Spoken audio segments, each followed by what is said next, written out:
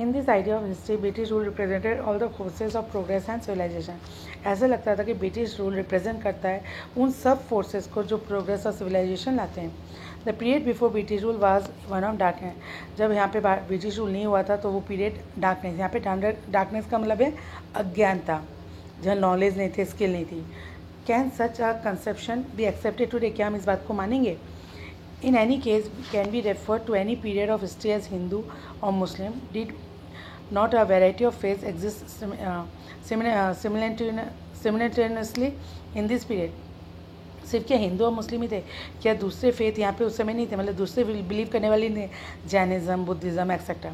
Y should we character an age only through a religion of the ruler of the time? क्यों हम एक को सिर्फ राजा के रिलीजन के आधार पर कैरेक्टराइज कर सकते हैं? To do so is to suggest that the beliefs of and practice of other do not really matter। और अगर हम ऐसा करते तो ऐसे लगेगा कि राजा का धर्म ही बड़ा था, बाकी लोग जो भी उनका जो प्रैक्टिसेस या कस्टम था वो इतना मायने नहीं रखता। We should also remember that even rulers in ancient India did not all share the same faith। अगर हम एशियन की बात करते हैं कि हिंदू राजा थे तो ऐसा नहीं था, बुद्धिज़्म भी था, सिखिज़्म भी था, जैनिज़्म भी था, ठीक है, वो अलग अलग फेथ को शेयर किया करते थे। Moving away from British classification, historians have usually divided Indian history into ancient, medieval and modern। अगर हम ब्रिटिश क्लासिफिकेशन से अलग जाते हैं तो हिस्टोरियन ने पूरे भारत को तीन पार्ट्स में डिवाइड किया है, Asian, medieval and modern. This division has problem. It is a periodization that is borrowed from the West, where the modern period was associated with the growth of all the forces of modernity, science, reason, democracy, liberty and equality. ठीक है, ये जो concept है Asian, medieval और modern, ये west से लिया गया है। और अगर हम वेस्ट के अनुसार देखते हैं तो मॉडर्न पीरियड जो उनका वो एसोसिएटेड करता है science, reason, democracy, liberty and equality. ठीक है, लेकिन भारत में ये सब उस समय नहीं था। Do we have democracy? Do we have liberty?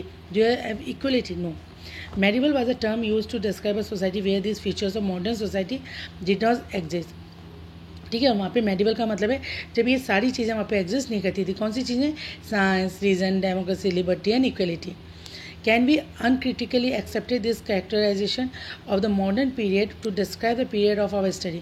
क्या हम इसको बिना किसी डिबेट के या बिना किसी आलोचना के या बिना किसी क्रिटिसाइज के, क्या ये कैरेक्टराइजेशन हम अपने इंडियन हिस्ट्री के लिए यूज़ कर सकते हैं? As you will see in this book, under British rule, people did not have equality, freedom or liberty, nor was a period of economic growth and progress. Many historians therefore refer to this period as colonial। इससे बहुत से historian जो modern period है उसको colonial period के नाम से refer करना पसंद करते हैं।